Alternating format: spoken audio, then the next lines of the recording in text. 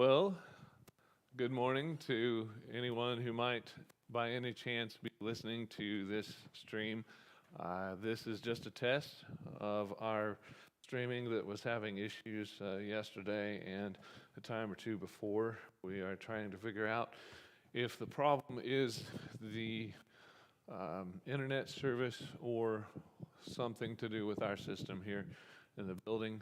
What I would like to do in just a moment is simply read scripture to see whether or not our stream will continue to work. I will make my way to the stage in a few minutes here, and at that time I plan to read from Joshua chapter 1, and for a good portion of time I may take a break to come see if things are working as they're supposed to on the stream. And we will see how far I read into Joshua. Maybe, if the time permits, we'll get up to Joshua 6. And if you happen to be doing your Bible reading for our challenge of the church this year, then perhaps you could get ahead with me, because I think Joshua will be coming for a lot of those that are reading straight through the Bible very soon. So let us begin, and we will read from God's Word all about the beginnings of the conquest of Canaan, where the Israelites were given the promise that they could take over and have as their land after wandering in the wilderness for over 40 years. Here we go.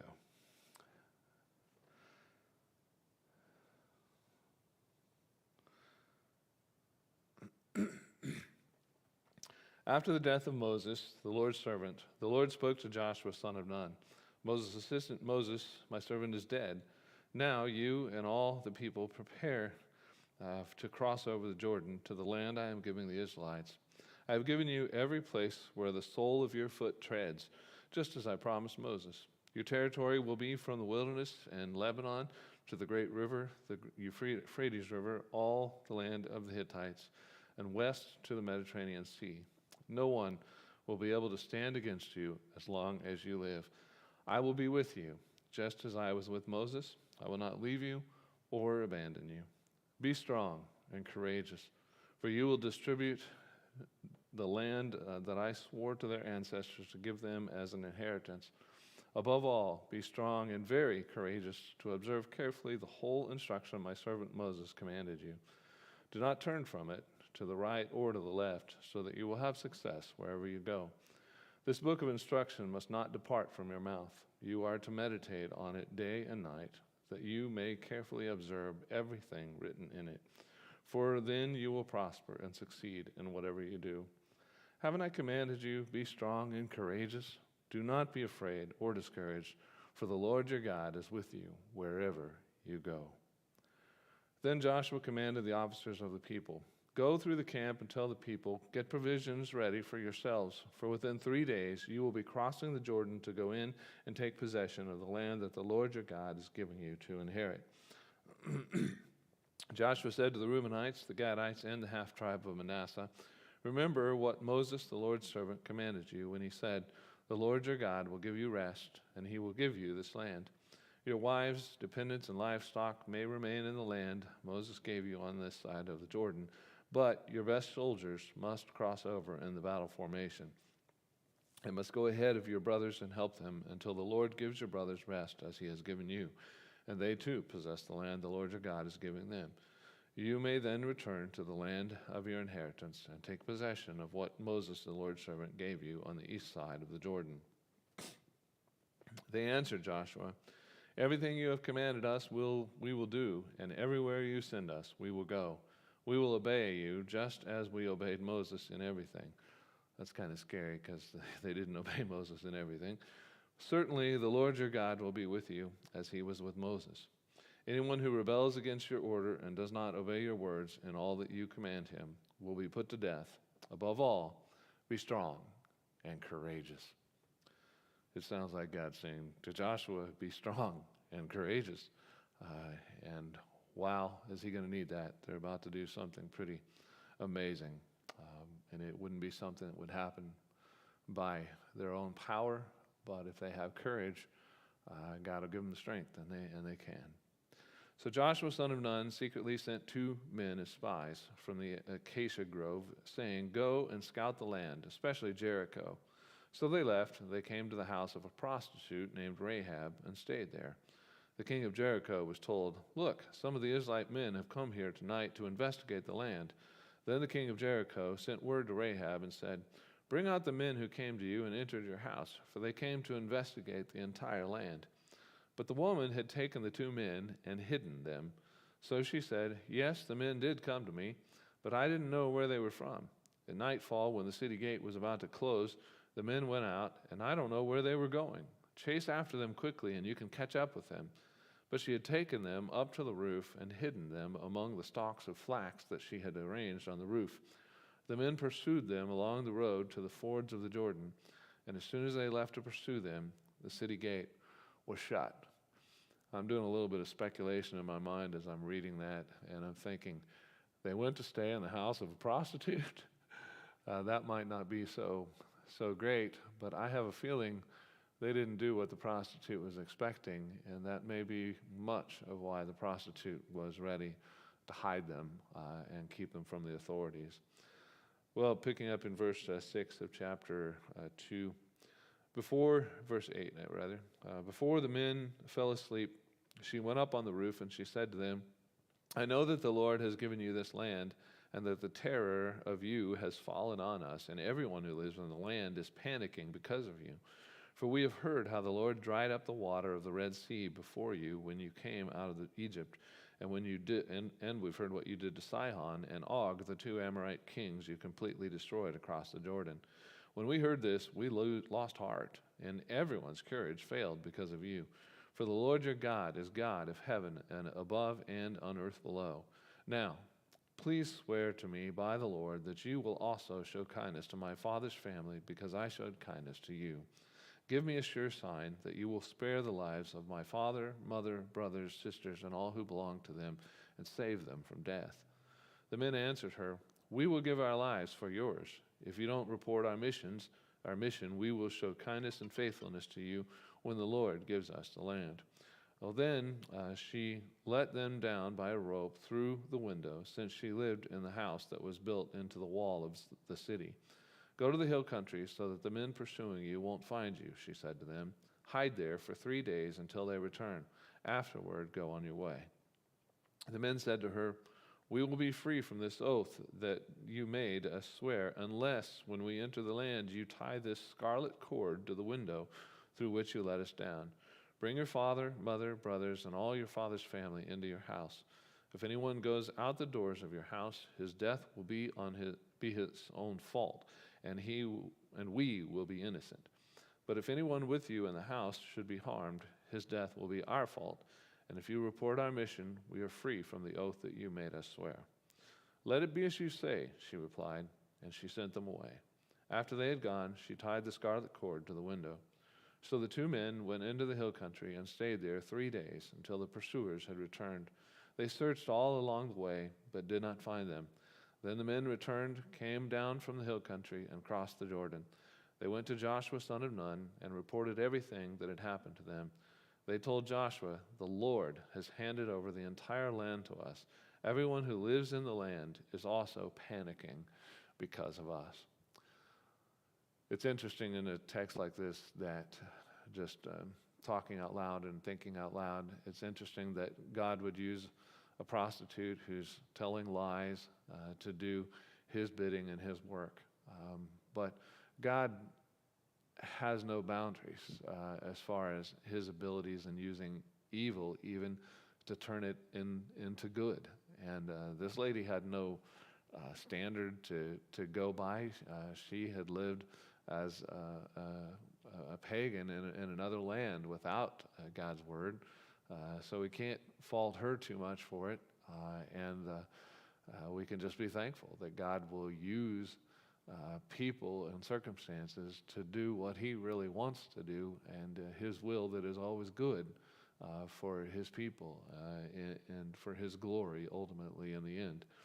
And that's what we're about to see, that God is going to hand over this entire land by this Israelite army, untrained men in many ways, to go against these giants in this land that formerly the Israelites had sent spies into, and only Joshua and Caleb said, we can take it. The rest were all afraid, said we can't do it, and they didn't get to because they didn't have faith and trust in God. But now they're going to do a little better job exercising that faith, and something big's going to happen.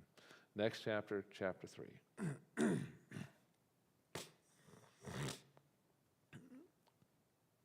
Joshua started early the next morning and left the acacia grove with all the Israelites. They went as far as Jordan and stayed there before crossing. After 3 days, the officers went through the camp and commanded the people, "When you see the ark of the covenant of the Lord your God carried by the Levitical priest, you are to break camp and follow it. But keep a distance of about 1,000 yards between yourselves and the ark. Don't go near it, so that you can see the way to go, for you haven't traveled this way before." Very neat. The ark of God is the place where God would send his presence down literally among the people, and now he's going to lead them into this land. And picking up in verse 5, Joshua told the people, "Consecrate yourselves, because the Lord will do wonders among you tomorrow." And then he said to the priests, "Carry the ark of the covenant and go on ahead of the people." So they carried the ark of the covenant and went ahead of them.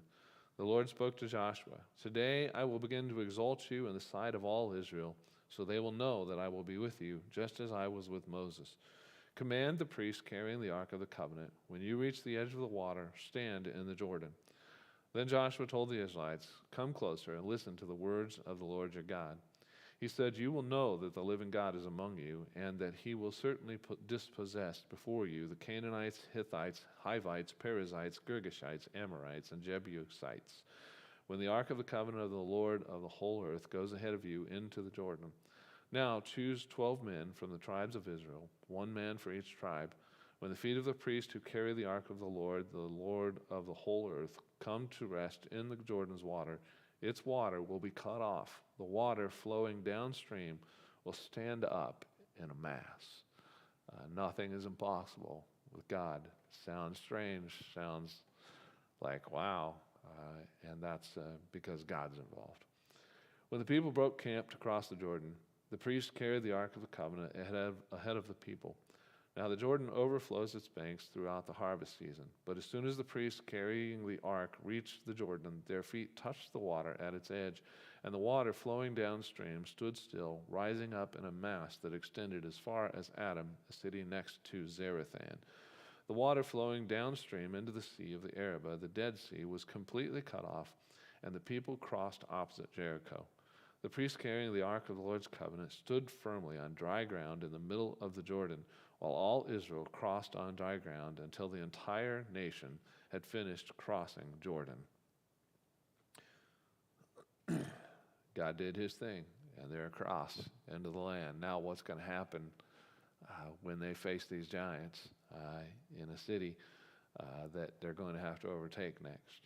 Well, after the entire nation had finished crossing the Jordan, the Lord spoke to Joshua. "Choose 12 men from the people, 1 man for each tribe, and command them, take 12 stones from this place in the middle of the Jordan where the priests are standing. Carry them with you and set them down at the place where you spent the night."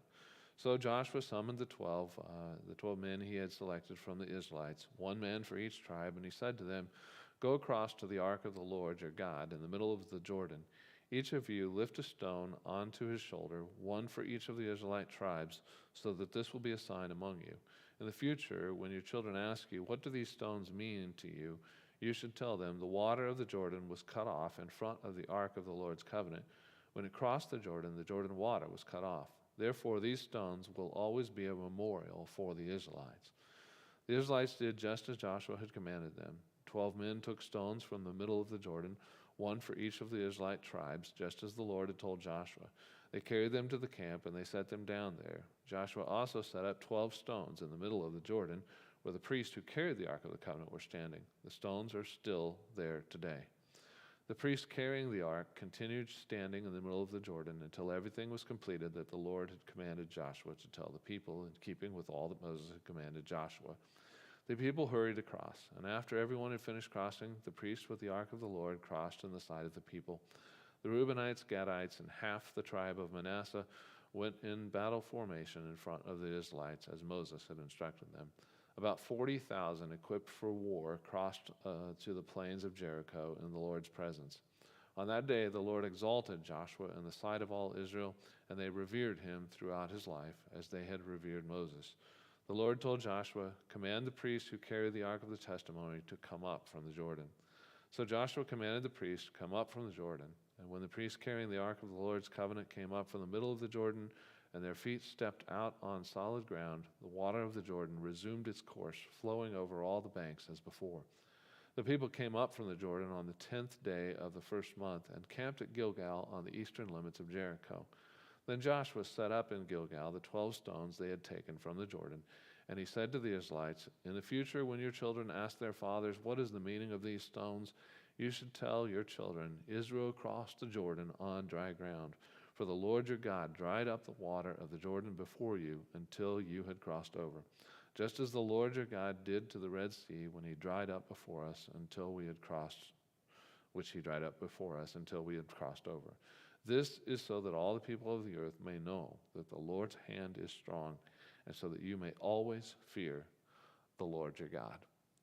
I think it's pretty cool that God would make this command for the Israelites to have a memorial that would always remind them what God did for them. That's a need for all of us, that we have markers in our lives that we can go back to and see, hey, God did this for me. That bolsters our faith. That keeps us trusting in the power of God. And wow, is it important for children. This was set up for the adults to be able to see and to tell the story to the kids. So we'll continue reading from there. When all the Amorite kings across the Jordan to the west and all the Canaanite kings near the sea heard how the Lord had dried up the water of the Jordan before the Israelites until they had crossed over, they lost heart and their courage failed because of the Israelites.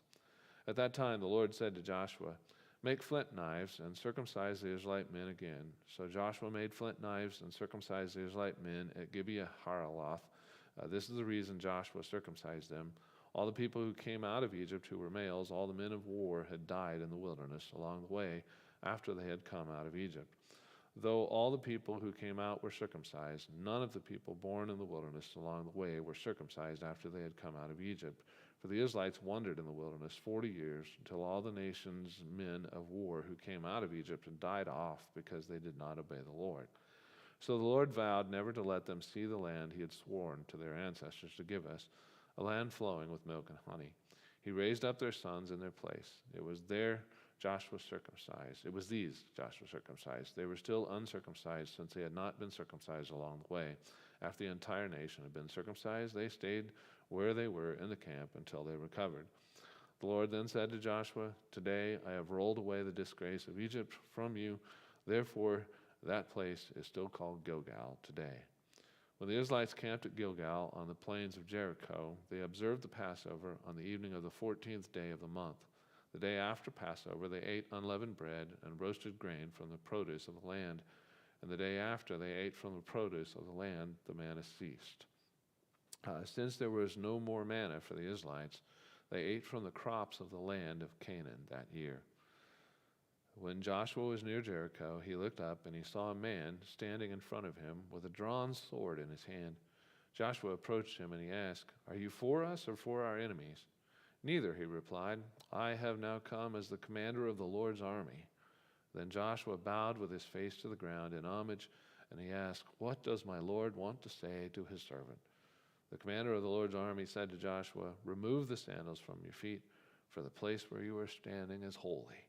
And Joshua did that. God continues to work in this chapter, not yet to the great thing that I mentioned earlier that was going to happen, but God's preparing them. They had to get ready. They set themselves apart through this circumcision symbol that God had given to them. And now the angel's coming, and he's reminding them this is God's battle. It's not your battle. I'm not on your side. You're on my side.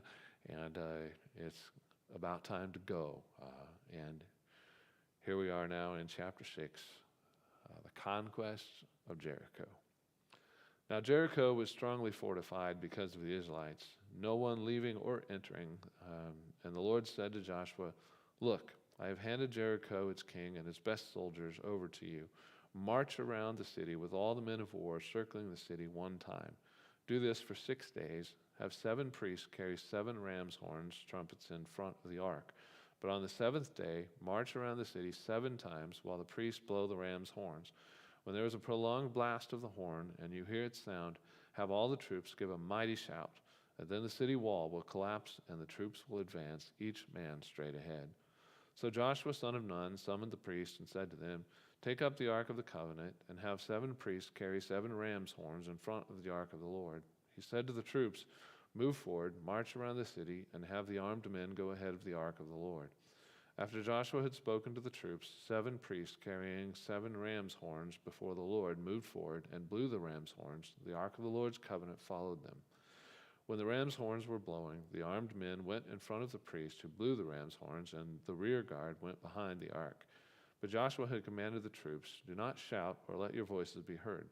Don't let one word come out of your mouth until the time I say shout, and then you are to shout." So the ark of the Lord was carried around the city, circling it once. They returned to the camp and spent the night there. Joshua got up early the next morning. The priests took the ark of the Lord, and the 7 priests carrying 7 ram's horns marched in front of the ark of the Lord. While the ram's horns were blowing, the armed men went in front of them, and the rear guard went behind the ark of the Lord. On the second day, they marched around the city once and returned to camp, and they did this for 6 days. Early on the 7th day, they started at dawn, and they marched around the city 7 times in the same way. That was the only day they marched around the city 7 times. So now you know the people inside those walls are beginning to wonder, what's going on? And after the 7th time, the priest blew the ram's horns, and Joshua said to the troops, "Shout, for the Lord has given you the city." But the city and everything in it are set apart to the Lord for destruction. Only Rahab the prostitute and everyone with her in the house will live, because she hid the messengers we sent. But keep yourselves from the things set apart, or you will be set apart for destruction. If you take any of these things, you will set apart the camp of Israel for destruction and make trouble for it. For all the silver and gold and the articles of bronze and iron are dedicated to the Lord and must go into the Lord's treasury. So the troops shouted, and the ram's horns sounded, and when they heard the blast of the ram's horn, the troops gave a great shout, and the wall collapsed. The troops advanced into the city, each man straight ahead, and they captured the city. They completely destroyed everything in the city with a sword, every man and woman, both young and old, and every ox, sheep, and donkey.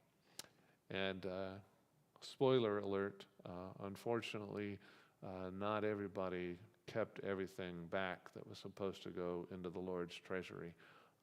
Pretty important thing to remember, that we give back to God what belongs to God. And there's an issue ahead because of not obeying God in this case. But continuing on is this neat story about how they do save Rahab. So Joshua said, verse 22, Joshua said to the 2 men who had scouted the land, "Go to the prostitute's house and bring the woman out of there and all who are with her, just as you swore to her."